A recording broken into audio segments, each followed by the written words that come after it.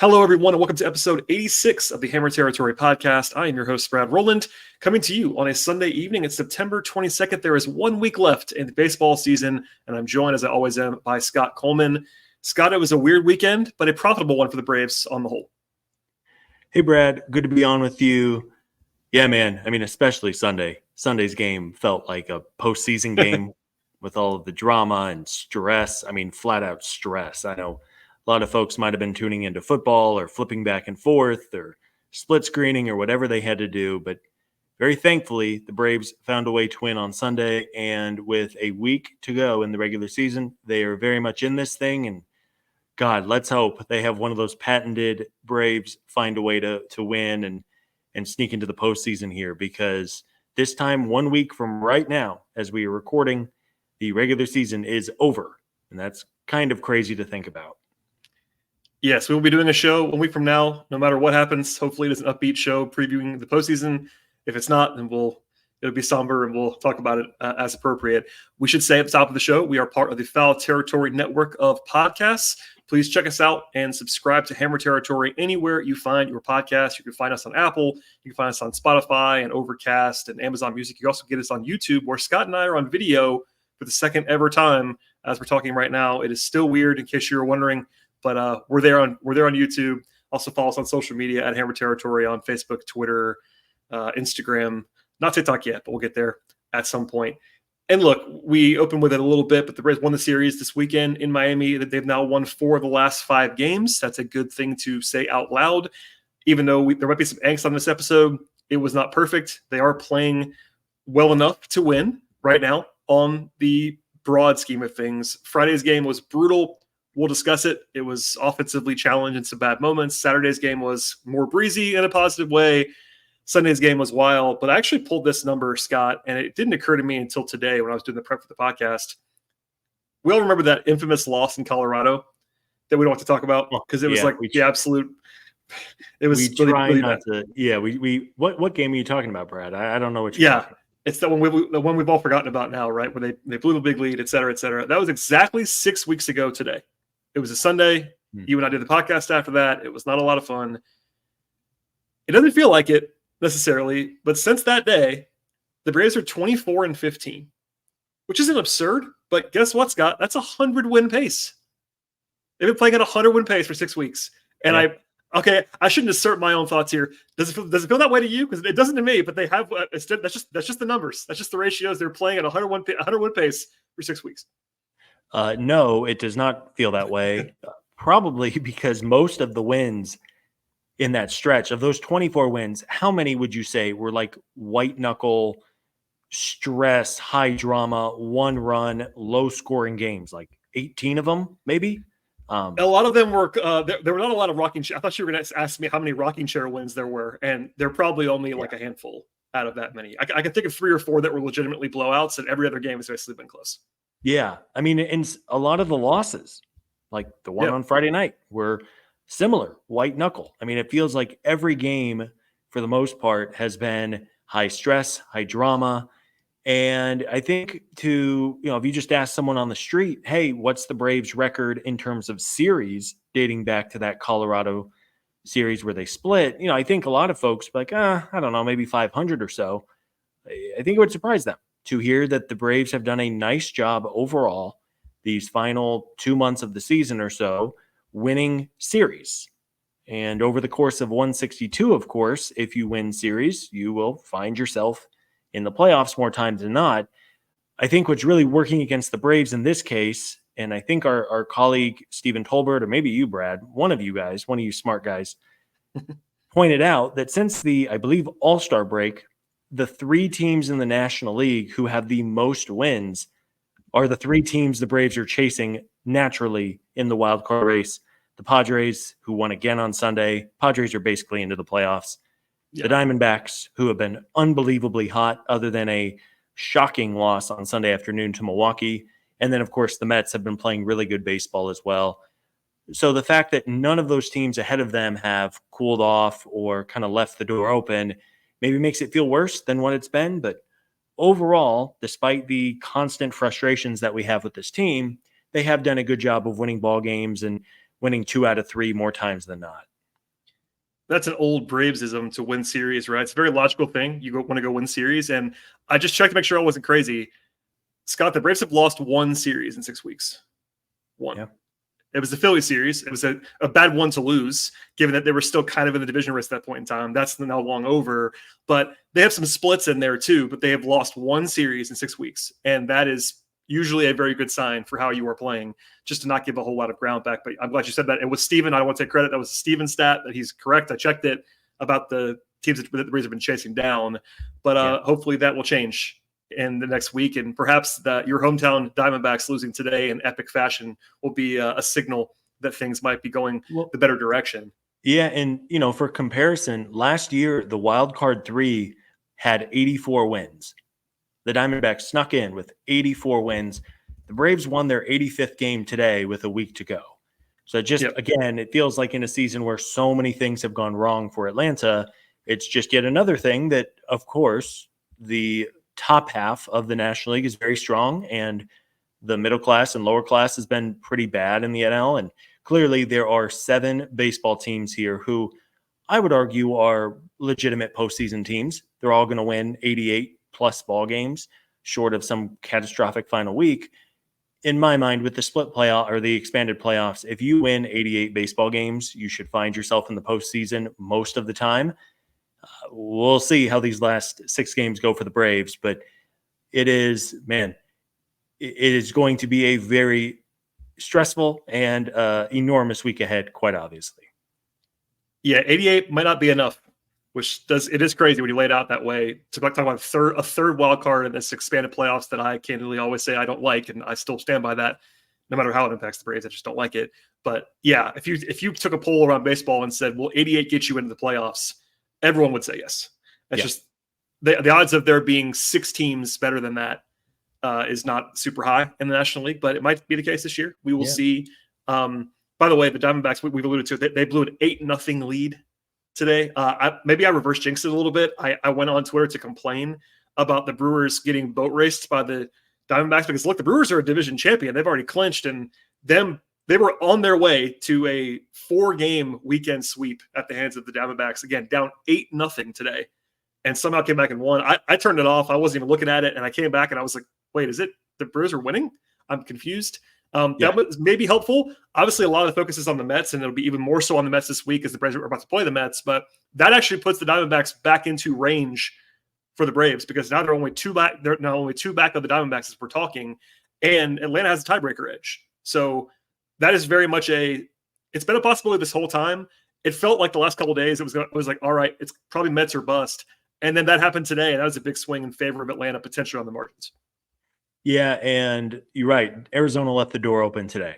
It's amazing how 2 games is like, boom, game on. But 3-game lead with 6 to go feels like insurmountable. The National League West is going to be fascinating this upcoming week. The Padres and Dodgers play each other, and then the Padres and Diamondbacks play each other. And LA has not wrapped up the division yet. The Padres have been the number 1 wild card team for a while now.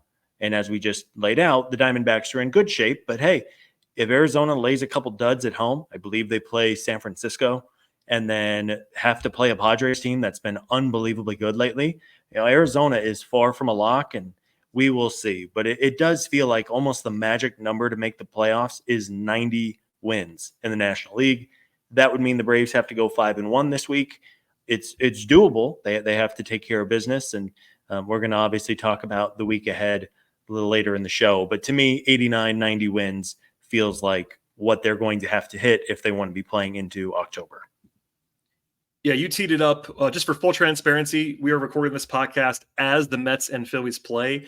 It was our window to record, our usual Sunday night window, and the Mets-Phillies game is the Sunday night baseball game. So we don't know the result of that. We won't. As you're listening to this, you will probably know the result of that game. But depending on the result there, it's Wheeler on the mound for the Phillies, hopefully in a good sign for the Braves. The Braves will either be down by 1 game or 2 games to the Mets as of Monday. And we will preview the Braves-Mets series at the end of the podcast. But obviously, it's huge. We all understand that. The tiebreaker edge is up for grabs. All of those things are in play. But before we get to all of that stuff, as well as our notes and takeaways from this weekend's wins for the Braves, a word from our friends at Foul Territory. You know what doesn't make sense? Nasal hygiene isn't often part of our everyday routines, and it should be. Enter Navage Nasal Care. It's a game changer. Scotty, give us the play-by-play, please. Kratz, Navage uses smooth saline flow and gentle patented nasal suction to clear nasal passages, and it works fast. Navage is drug-free and uses 99.9% pure saline salt pods with no medicinal side effects. It's taken my breathing to a new level and my snoring down to an all-time low. Start breathing easier today. Order the Navage Starter Pack. It comes with everything you need to get started. You'll love this. Our listeners can get a free cleaning kit as a gift, but only when you order through our exclusive URL, navage.com/foul, and use our promo code FOUL. Again, to order your Navage and free cleaning kit and for full product details, go to navage.com/foul. That's promo code FOUL at navage.com/foul. All right, Scott, before we get to the huge Mets series at the end of the show, let's discuss the weekend. Maybe a little bit briefly on Friday and Saturday. Friday's game was maddening, to say the least. A 4-3 loss in Miami when it felt like the Braves were riding high, chances to sweep, all that kind of ends in game one of a 3-game series. Because I will always bang my chest when Charlie is good, I will acknowledge he was not very good on Friday. He wasn't horrible. It's kind of funny, and I made this note in the doc even then, maybe trying to defend Charlie on some level. But it speaks to how good the rotation has been, where this is like being discussed as this like terrible start when he allowed 4 earned runs. It's like usually that's like a pretty middling, like okay start for a back of the rotation guy. Yeah. But the Braves have been so good for so long that it was like, man, Charlie's getting killed. It's like he wasn't good. Don't get me wrong. Again, he wasn't good. But usually against the Marlins, like you should have a chance to win. And they did have a chance to win. They just didn't execute it. Yeah, I mean, was it maybe the worst start Charlie's had in a couple of weeks? Yes. But I would argue for a team, I mean, the Marlins are really bad, no matter how competitive they look this weekend. The Marlins are a bad baseball team. They have a lame duck manager. It's just one of those situations where the Braves not only being able to overcome a early 4-run hole from Charlie Morton. I mean, it's more on the team, in my opinion. It's more on the team that they could not pick Charlie up and find a way to score more than 4 than it is that Charlie maybe didn't have a great start. But yeah, I mean, that Friday night loss was so deflating. They had some nice momentum from the Cincinnati series where they picked up a couple of wins. And then they just, of course, lay an egg Friday night, which was in some ways very, very similar to many of the losses they have dealt with over the past couple of weeks. Yeah, it's been led with on this show. They had won 4 of the last 5. This is the one loss in that stretch. They had a couple of solo home runs. Home runs are good, but solo home runs are less effective. And then they had the typical high leverage issues. A couple of there was one by Arcia. I would say his nightly. We made fun of this. I know Sean and Steven did too. Orlando's always at the plate for some reason right now. He had a bad high leverage plate appearance. And I believe is still the worst hitter in baseball this year, OPS wise, running in scoring position for the season. Like he's been just a disaster in those spots. And then they had the leadoff man on in the 7th and the 8th innings, and both were immediately, and I mean immediately, erased by double plays. So it was like, yeah, 1 step forward, 4 steps back along the way. They just did nothing well on offense other than the 2 solo home runs. So we don't have to dwell on it, but that is why they lost the game. It was much more of an offensive loss than run prevention loss. Even if it didn't always feel that way in the moment, I think just it was a microcosm of the season in a lot of ways.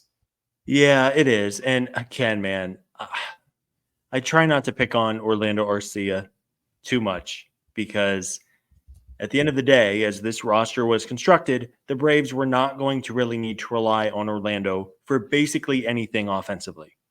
Yeah. Right. Play defense, catch the ball, provide a little bit of something in the bottom of the order. And that's in the same scenario where you have a healthy Ronald Acuna Jr. and a healthy Austin Riley, and you had Ozzie Albies for most of the year. And God, what's happened to the catchers, especially Sean Murphy for the Braves. But man, somehow, some way, in every single rally, it feels like Orlando comes up, and you mentioned he's been the worst hitter in all of Major League Baseball in high leverage spots. I mean, I think his WRC plus is like 20 in those situations, which is like bordering on what like a good hitting pitcher would have as like a stat line for the whole season back in the day. I mean, just brutal timing there. And I guess as frustrating as Friday night was, at least the Braves found a way to win on Saturday and Sunday to keep themselves alive in the race. Yeah. The way you put it, that's perfect. RC is supposed to be the guy who bats ninth and does what he does. And it's not his fault. He's been magnified, but he also hasn't had a good year. Both can be true at the same time. Let's go to Saturday, a much more fun game to discuss. The run prevention was stronger in that game. Max Fried was pretty good. Max Fried, not incredible Max Fried, but pretty good Max Fried. 2 runs, only 1 earned. The unearned run came with old pal Ozzy Albies, who I know I'm the Ozzy guy, always have been. His defense is not good. We all understand that. It was bad. And then even the earned run, I would say, came with a assist, and I use that term with a smile on my face, from Jorge Soler. We talked about that endlessly, so we'd have to add on to how bad his defense has been. But even the 2 runs, like the one quote-unquote earned run, was kind of a fringe earned run. So Max did his job and more, and then the offense was still hit and miss. It's kind of funny. It didn't feel comfortable despite 14 hits in the game, but it was just enough by the end. Yeah, I mean, thank goodness it was enough. Yeah, I thought Max did a nice job. Since coming back from the elbow injury, he has not been like capital letters Max Fried, where he'll go on these runs where, you talk about like 5 starts and Max has given up 3 earned runs across 5 starts or something. He has not been quite that good since he came back from the weird elbow nerve issue maybe 2 months ago now, but he was plenty good enough. And thankfully, even with all of the usual shenanigans with runners in scoring position and runners left on base, 10 runners left on base, 2 for 8 with runners in scoring position.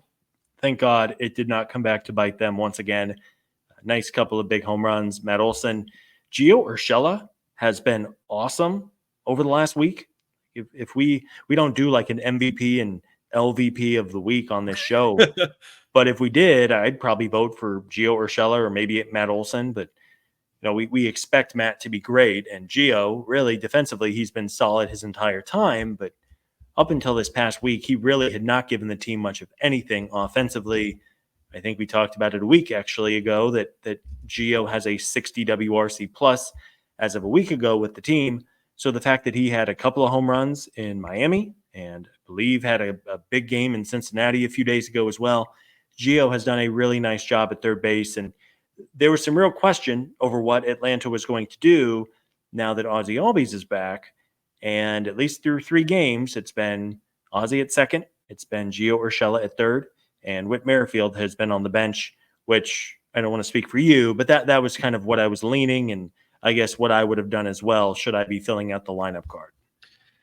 Yeah, we kind of let to Sean and Steve talk about this more in depth, but I'm with you. This would have been what I defaulted to just for the solid defense nature. I think Urshela is a better defender than Whit would be at third base, and I think Merrifield's a better hitter than Urshela. He probably wouldn't have been this week given what Urshela did, to be fair.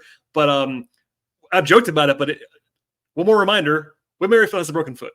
So they've talked about him like he's Ronald Acuna, and he's a fringe guy on a broken foot. So I'm fine with what they did here. And yeah, I kind of made a joke about it on Twitter, but like maybe Gio heard the rumblings that he was maybe going to lose some playing time and said, no, not so fast. I'm going to go have 6 hits and 2 home runs in the weekend series. So yeah, he's going to, I don't think he was in danger of losing playing time anyway. I know Whit took some infield at third base in front of some media members this weekend, during the week. But it seems like Gio probably earned this whole week at third base based on this weekend. Like him hitting like that, I can't imagine they're going to change that anytime soon. Matt Olson, we talked about it, but just to put some numbers on it, I think he had 4 home runs in a 5-game period. Last month, this is a calendar month, 8 home runs, and here's the one for me, more walks than strikeouts for Matt Olson for a month, and an OPS over 1,100. He has been awesome. Like last year, I use prime Matt Olson as like not even, last year's like above prime Matt Olson. It was not what we expected to happen really ever, how good he was a year ago. He's been that Matt Olson for a month now. Yeah. Last year, Matt Olson, like better than his projection. Obviously for the season, he's still below that, but it's funny. Somebody tweeted this at me. I think it might be both of us. It was like, hey, you look up and Matt Olson's going to have 30 home runs this year. It's like, yeah, Matt Olson, even in a bad season, is pretty good. Yeah, he's really turned it on. And I think you mentioned that over that stretch, Matt has more walks than strikeouts. That's something from last year that has really fallen off this season. His walks are way down in 2024. His strikeouts are up. He's always been a strikeout guy, and he's going to continue to be a strikeout guy. But the fact that has really swung the other way, it seems like Matt has worked some really good at-bats as well. And Yeah, I mean, talk about a guy who has stepped up when the team really needed him. He also had a massive hit on Sunday afternoon to just kind of save the Braves from another disastrous situation with a runner in scoring position and no outs. Matt has more than done his job in the month of September. And when the Braves need their stars to step up, I think Olsen has certainly answered the call. And, it's not rocket science or breaking news that this lineup is so much better when Matt Olsen is hitting the way he has hit over the past couple weeks. Yeah, he very much helps things and has been the number one role since basically August or so. We should dive in here to the game on Sunday because there's a lot to get to the game on Sunday. It won't quite be a playoff level breakdown from us about Sunday's game, but it could be. If we wanted to stretch it out and talk about everything that happened on Sunday, it would be a 40-minute show on its own. Yeah, crazy. Seriously. I mean, if we went in, there was probably something to talk about inning by inning, every single inning, which is longtime listeners from the battery power days know we do that for playoff games. And Sunday's game was as stressful of a regular season baseball game as you're basically going to play. Yeah, look, they won it. That's the headline. Ozzie Albies hits a home run early against a righty. It was absolutely smoked. You love to see that. And look, the way that Ozzie defends, there were some chirps the first couple of days about, all right, if this is going to be Ozzie, why is he playing? And I get it, because if he's not hitting, it is a problem. But in theory, he should hit. And to me, he looks fine at the plate. He doesn't look hurt. And he's always been a right-handed masher. Now, facing righties is different. But I don't really worry about the bat. It's just that it's fundamentally true that he has to hit because the defense is not where it needs to be. Yeah, I mean, we already saw it on, I think, maybe Saturday night where there was a double play potentially, and Ozzie short bounced a throw to first base. And I don't really know what's happened with Ozzie defensively. He went from being really good to really bad overnight. I'm not sure what happened. Part of it said he can't throw anymore, at all. Like all the jokes that we've been doing for years about him playing shortstop back in the day. He can't throw from second anymore. It's rough. Well, and then you watch someone like Whit Merrifield, who is a very competent defender at second base, very, very good on those double play turns. And then you go to Ozzie Albies, and it's like, man, okay. But again, man, beggars can't necessarily be choosers with the way the season has gone. And, it was not a great weekend offensively for Ozzie. I think he had 2 hits, including the home run, which was a great sign. Got the Braves off to a nice start in the first inning. But you're absolutely right. They're going to need him to hit because while Whit Merrifield really has not given the team a bunch offensively over the past couple of weeks, and of course has the foot injury, Whit has done a great job defensively at second base. And that's important because if there's anything that can turn a game sideways quickly, it is bad infield defense or outfield defense in the case of one outfielder who shall not be named. Yeah, and it's funny because if this team had more offense, there would be probably a louder discussion about what they would do with Ozzie. But also, realistically, we live on planet Earth, Scott, and if Ozzie Albies is healthy enough to play, he's not going to not play. Whether people agree with that decision or not, that's just what it's going to be. He's in that. He's not the only guy on this level. They have their super duper stars, Ronnie and Austin and Olsen, I think are the 3. I think maybe Ozzie's in the next tier down of pedigree concern, maybe along with Harris, what Murphy's supposed to be, even though he hasn't been this year. That kind of second tier stars where Ozzie kind of lives. You're not going to take that guy out of the lineup. I'm sorry. It's just not going to happen. So hopefully he hits enough and it won't be an issue, but want to at least flag that. We also have to mention they won this game, so it's easier to talk about with a smile on our faces, the missed opportunities that they either had or almost had in this game. In the first inning, after the home run by Ozzie, they load the bases with 1 out. And Laureano, who's been awesome, we've praised him with due. He's been due the praise. Double play at a bad time to end the threat. You're still winning, but it's all right, probably should have had another one there. And in the 5th inning, Arcia singles, shouts to Orlando. Harris drives him in with an RBI triple, which is essentially not only does it produce a run, but now you have a guy on third base, a fast guy on third base, and Michael Harris, with no outs. And right on cue, tapper, and then Matt Olsen has to bail them out with 2 outs. Yeah. You shouldn't have to do that.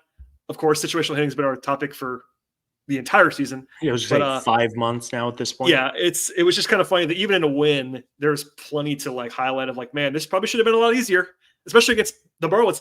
We could do a whole bit on this. The Marlins projected start. Well, the Marlins pitching, the guy who pitched today for the Marlins, the starter, had one of the worst profiles you'll ever see for a pitcher. Like, Yeah. That's a guy that you're supposed to absolutely tee off on, and the Braves just did not take advantage of that, and it didn't bite them, quote unquote, in the end. But they probably should have scored 8 runs in this game. This is a game where it's like, all right, go blow them up, and they just didn't do it. Yeah. And again, it's been a theme that even when they face these bad pitchers who they should just launch off of, more times than not, they have struggled. It's been frustrating. With Laureano, God, like basically the only thing he could not do, because he runs pretty well, is hit the ball right to the third baseman, and it was just perfectly timed where the third baseman stepped on the bag and threw it across the diamond. I mean, hell, I could have probably made that throw 10 years ago. Not now, though, right? Not now. Not no. now. Oh God, no. You're washed up. You're washed up now. Yeah, I would have dislocated my elbow. Yeah, it was frustrating in the moment. And then you mentioned the triple from Harris, and it was like, all right, here we go again. Thankfully, Matt Olson picked up the team, and despite the Braves putting up a couple of runs in the middle innings, all of a sudden, Dylan Lee, who we love and got the Braves out of a huge mess the inning before, gave up like 900 feet of back-to-back home runs. And I was watching in real time, and I just kind of put my head down into my hands like, dear God, here we go. They had a 2-run lead to Miami that disappeared in a matter of like 40 seconds in real time. I mean, it felt like the beginning of the end.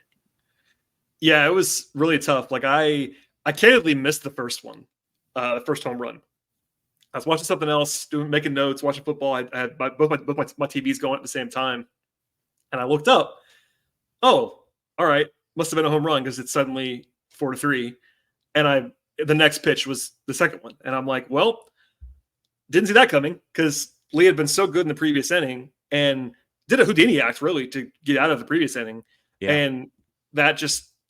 You can be good and bad in a small amount of time when you're a relief pitcher in Major League Baseball. In between that, we should at least say out loud, Urshela homered. We praised him earlier, but that was important, like really important.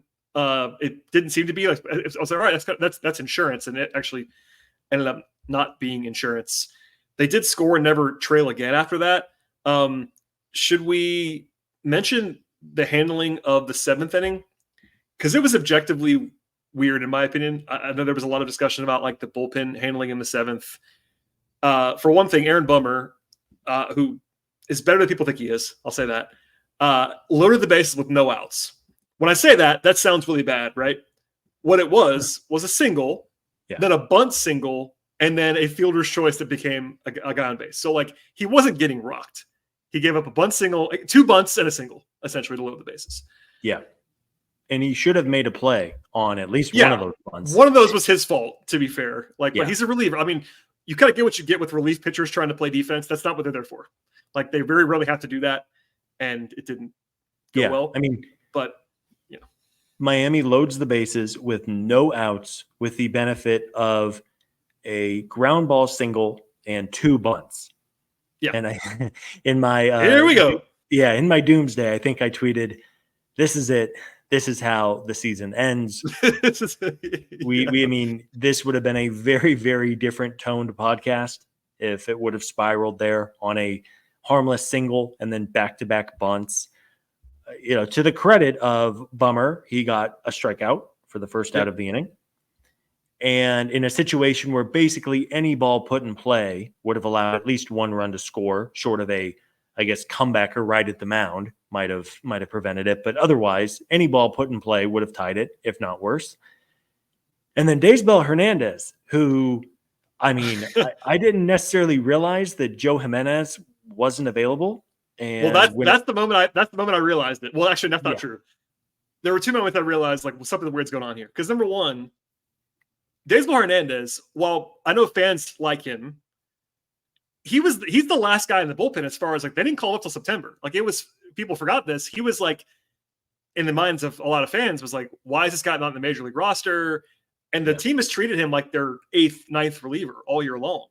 So he's coming in a massive leverage spot with bases loaded and 1 out. And I'm assuming the theory is he's a strikeout pitcher because he is. That makes sense. But also, you could argue, and I think Steven might have done this in public, Aaron Bummer is like the prime double play pitcher that you would ever want in the world. Like he gets ground balls like all the time.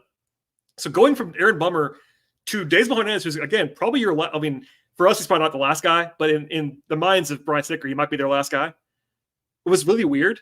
As like, all right, why is it not Jimenez?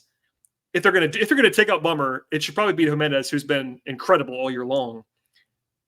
And we'll come back to this, but then Iglesias comes in the 8th for the first time all season. He opens the 8th inning, and that's when I'm like, oh, Jimenez is unavailable because there's no chance he would have not done that. So that probably led to a lot of what happened there.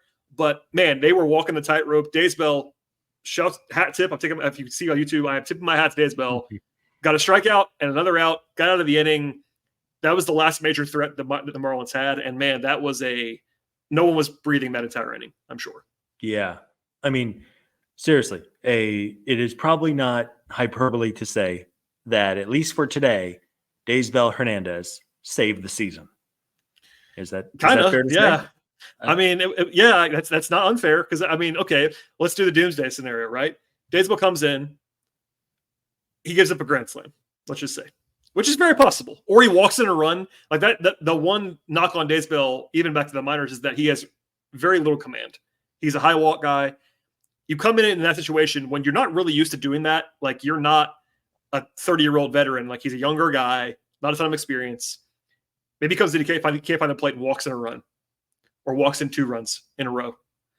Number one, you probably lose the game. Number two, every bit of discussion for the next, they have an off day on Monday. The next 36, 42 hours is about why in the world you brought in your last reliever in that situation. So Snick gets hammered for it. Daysbel gets hammered for it, obviously.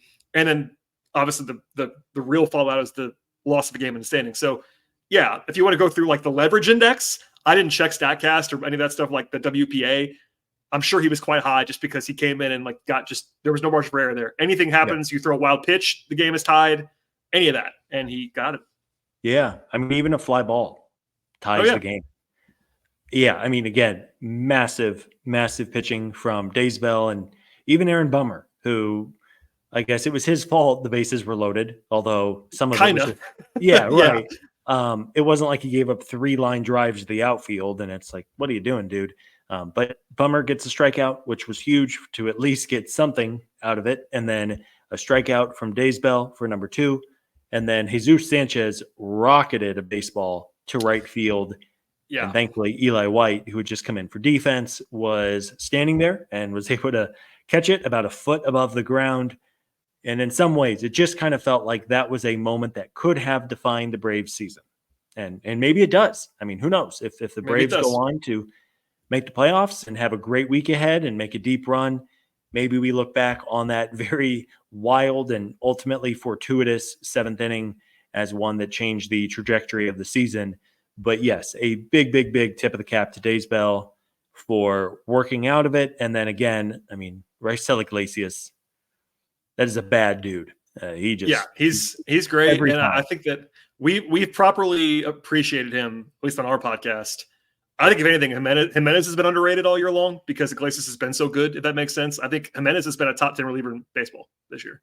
And he wouldn't get that nod for a lot of people because he's been in the 8th inning and not the 9th, but he's been awesome.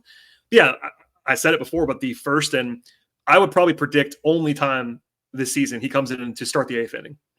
Because the only reason he did that was because of Jimenez. Jimenez not being available is why that happened. Maybe it happens in the playoffs. Maybe it happens on Sunday next week if they have to have a game and they're not, like whatever it is. But like, there's a reason he doesn't come in for. He'll occasionally come in the 8th to get 4 outs. Sure. Not to get 6 outs. It was the first time, and I checked it 3 times. First time this year that he came in the 8th. He's got 6 outs in extra innings. A couple of times. Yeah, a few times. He's really good at it, actually. Yeah, he's been great. But they generally do not have him go out there to begin the 8th. And he did it, and he did what he does, close the door, and everyone got to exhale. And I wrote this in the notes, but to preserve what I described as a stupid win. Because it was stupid. The whole game was kind of stupid, Scott. Yeah. And I mean that in the most loving sense possible. It was a stupid baseball game. There was a lot going on. That was a short version. It was still 10 minutes of describing what actually happened in the game. And hey, Grant Holmes did a good enough job.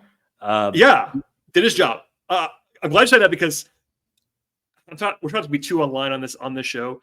I saw a lot of like really negative comments about Grant Holmes today, and I get it. He wasn't perfect, but it's a spot starter, guys. Like you have to adjust your expectations. If Chris Sale had pitched the way that Grant Holmes did, or if Max Fried did, I get being a little bit angsty about that. Grant Holmes is supposed to be a reliever. He's obviously doing a spot start. Did he stay in a batter too long, in my opinion? 100%. I couldn't believe he stayed in after he walked the leadoff man in the fifth. I'm like, all right, that's it for Grant Holmes. Nope, another one, double. Oh, Snit always does that. But yeah, he did his job. I mean, it's different from Charlie, who we mentioned earlier, like wasn't as bad as people said he was. Grant Holmes, like if you could just accept what Grant Holmes gave you today, I might have just said yes. Against the Marlins in this matchup, you probably just say yes. He ate almost 5 innings. He kept you in the game. It's totally fine for a guy who's supposed to be a reliever for you. And by the way, who was not even supposed to be a reliever for you coming into the year. He was like their 12th guy. Yeah. And, Holmes, he made 4 spot starts when they didn't have Fried and Lopez, and then went back to the bullpen, and then all of a sudden had his number called again. So the versatility of Grant Holmes is not a small thing. And sure, was he, his unbelievable absolute best self on Sunday? No, but what it ended up being 1 run, 2 runs against Miami. You have to take that, especially when, as you said off the top, the Braves were facing a pitcher who has been one of the worst starting pitchers in the second half in all of Major League Baseball. It should have been and could have been like an 8-0 lead early on if the Braves would have just taken advantage of their opportunities. And again, thankfully, this team found a way to somehow win this game today, despite a true roller coaster, really, from the first inning on. And here we are, 6 games left, 1 or 2 back of the Mets. It's going to be a very, very stressful week ahead. But I guess, at the end of the day, the Braves do control their own destiny. And I guess that's all you can really ask for this time of year. Yeah, that is true. If the Braves win every game this week, they'll be in the playoffs. That's right. Because they play the Mets. If they didn't play the Mets head to head, that wouldn't necessarily be true. Yeah. But because they play the Mets, they actually can. If they go out, and granted, we cannot project 6-0. That'd be irresponsible to do. Is it possible? Yes. But if they went out and went 6-0 this week, they would be in, and we know that already. So we won't go super duper crazy deep on this because we're going to cover the series as it happens the whole way through, right? But they play the Mets starting on Tuesday after an off day on Monday. It's at Truist Park. It is very clearly the biggest series of the season. We all understand that at this point in time. There's a little bit of a curveball, though, that came down today. Yesterday, our mutual friend and former guest on this podcast, Justin Toscano of the AJC, reported that the Braves were not going to announce their rotation until Monday. And I made a joke on Twitter, like, think about the podcasters, Braves. Why are you not going to tell us? That's right. And then they announced it today to the beat guys. So it wasn't just Justin. I think DOB had it too, Bowman, whatever. But the Braves are not going to do what I know Steven's been talking about for like 3 weeks now. And we mentioned the last time on that we talked. They had the chance to go to Chris Sale on Tuesday and on regular rest, and then line, presumably, just to keep him in line there, to have him available as a starter for game 162 on Sunday, i.e. throwing your best pitcher twice in the last week of the season. They're choosing not to do that. They're going with Spencer Schwellenbach on Tuesday, Sale on Wednesday, and then Fried on Friday, which means Schwellenbach would be the guy on Sunday if they have the must-win start.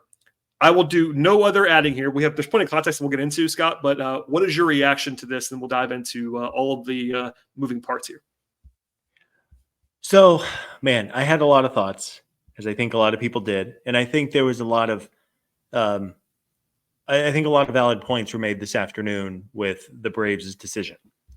On one hand, the idea of not allowing yourself at least the opportunity to have the National League Cy Young winner make 2 of your final 5 or 2 of your final 6 games, the idea of not having him start those 2 games is a little scary, with good reason, because we know how good Chris Sale has been, and the possibility of the Braves missing the playoffs by 1 game, especially if it comes down to game 162, and you voluntarily opted to not have the Cy Young winner start that final game of the season is a little scary.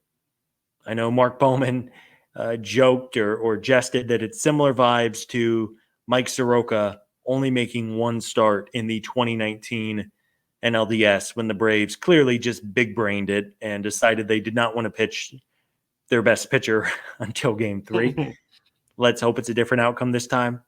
Yeah. But at the same time, I think it's pretty clear based on how Chris Sale pitched in his most recent start on Thursday in Cincinnati and some of the comments he made and the dip in velocity that Sale is probably starting to run out of gas a little bit.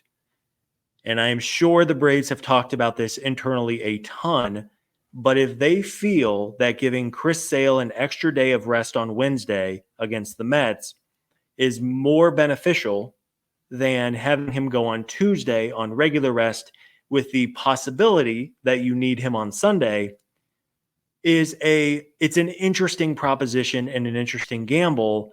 And then the last thing, Brad, before I throw it to you, is the fact that it's Spencer Schwellenbach probably alleviates some of my real concern.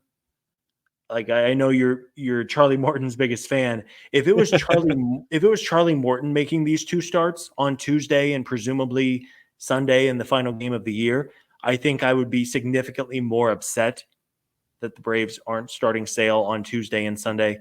The fact that Schwellenbach, who has been so good over the last few months, is the guy who will pitch twice over the next week, I feel more comfortable with it. And I think we just have to now cross our fingers and pray that it ends up being the right decision. You laid it out perfectly. I don't have too much to add. I think that it does emphasize the Mets series a little bit more because you're just putting more emphasis on that game that Chris Sale is going to pitch on Wednesday.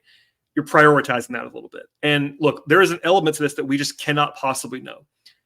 I will always try to point that out to listeners. Like, there's just stuff behind the scenes that we just can never know on the outside.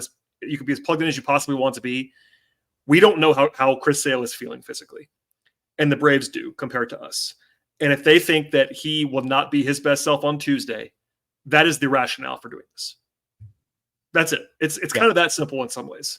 Like, and I think we said that the other day when he came out of the game on Thursday. I don't know if it was offline between our group chat or whatever. It was like, all right, the big question is, can he go on Tuesday, like, and be himself?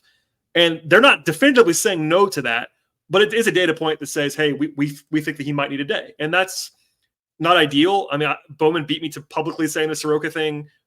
I texted people that today. Like, I'm not over that now. It's been 5 years. They won the World Series 3 years ago. I'm still mad about Soroka 5 years later. So just to say that out loud, like, if you're a new Braves fan, he was the best pitcher that season. He pitched game 3 of a 5-game series and then never pitched again. It was insane. Anyway, this isn't that. I get it. There is other things going on here. And look, I think you pointed it out to me even today. I'll give you the credit. Like, he has not thrown this many innings since 2017. He's 35 years old now. Talking about Chris Sale. Like, he's been incredible this year. He better win Cy Young. I think it's not even close, personally. I think he should win it. And if he's not unanimous, I'll be kind of upset. But I'm not sure he's going to be, but he should win it. With that said, I get that if there's any doubt at all that he'll be himself on Tuesday, either on his side or the team side or the medical side or whatever, give him the day. You're right about Schwellenbach. I will only add, Schwellenbach is also facing the same thing as Sale. It's different. He's a young guy, but he's in an uncharted territory with his own innings and his own workload too. So that's a little bit scary. I know how good Spencer has been. I'm not saying anything otherwise. Yep. But to have a rookie who's never done this before, maybe going on Sunday and a must-win is a little bit scary to me too. I'm not saying I'd rather have Charlie. I'm not saying that, but it's a little scary, and we'll see. Hopefully, the Braves take care of business against the Mets, and they don't have to win on Sunday. That's the dream. I'm not saying it's likely to happen because they're down by 2 games. That's just the math. They probably are going to have to win on Sunday, or at least care about Sunday's game. Yeah. But it's simple that to me. It's like, all right, they must not think that Sale is going to be his best self on Tuesday. And if that's the case, I get it. Yeah, it is absolutely a gamble. And I would love to know, I would love to be a fly on the wall in Snitker's office or in Alex Anthopoulos' office or wherever they had this conversation. Yeah. Because I guarantee you there were people on both sides. And the one thing that you and I and nobody else know, other than maybe 3 people on Earth, is how does Chris Sale feel? Because Chris Sale is, you guys, you know this, Scott, but just for listeners, Chris Sale is a bulldog and is known as a bulldog and always wants the ball and all those things. That's what makes me think, like, I bet you, I'm not saying he was consulted because Chris Sale is still a player, but if there's a guy on the roster they might have asked, it's Chris Sale. You know what I mean? Yeah. He's kind of their leader inside. I know he just got here. He's kind of one of their leaders, if not the leader on the team. He's an old guy. He's vocal, sure. All those things. Like, it would not shock me if someone brought him into the conversation and was like, all right, Chris, this is what we're thinking about. How do you feel about Tuesday? and if he wasn't like, and if he wasn't like 100%, like, give me the ball on Tuesday, alarm bells if you're the Braves, you know? I don't know. And let's not put the cart before the horse here, but let's say the Braves have an amazing week. They go 5-1, they go 6-0, whatever it is, they go 4-2, but still find themselves in the playoffs. If you start Chris Sale on Sunday in game 162, he would not be available for the wild card round for the entire short of pitching him on short rest. Which they won't do. And he might do it. You're right. I mean, the dude is a maniac. I mean, I think he was pitching I think he pitched like 5 out of the 7 games in the World Series with Boston a few years ago, even though some of it was in relief. He is a maniac in all of the good ways possible. But first, you have to get into the playoffs. That's number one. There is a slight, I guess, upside to this plan. Maybe not even slight, a gigantic upside to this plan, that if the Braves find a way to make the playoffs this upcoming week, you would have a healthy, rested, ready to rock Chris Sale for game 1 of a best of 3. And if he pitched on Sunday, then obviously you very likely would not have him, other than maybe a game 3 scenario, and God knows if that situation would even present itself. Yeah, hopefully we're previewing that a week from now, and Sale is lined up for game 1, and we can just roll through that. It'll be great. We'll see. On the Mets side, quickly, the only guy they have named that I can find is Severino is going to pitch on Tuesday in the opener of the series, according to their website. Not a huge surprise there. He's been really good this year in a bounce-back year. I don't know what the Mets are lined up to. I know it's Tyler McGill's pitching right now for the Mets. He won't pitch. I don't know what they're going to do with their rotation. Does it really matter to me? No. They don't. It's not like the Phillies where you're looking at their rotation and you're like, please don't let me have to face Zach Wheeler. Like, they don't have Zach Wheeler on the Mets. Yeah. They just don't. So Severino's good. They have some good arms, but it is a situation where the Braves are going to be at an inferior place with their pitching. In fact, you could argue they have the best starter in every game. So it's interesting. I'm looking at, as you said, the Mets as of this very moment have not announced. It looks like Jose Quintana is likely to pitch one of those games. He would actually be on normal rest on Tuesday, but they're opting for Severino, who is their horse, their number 1.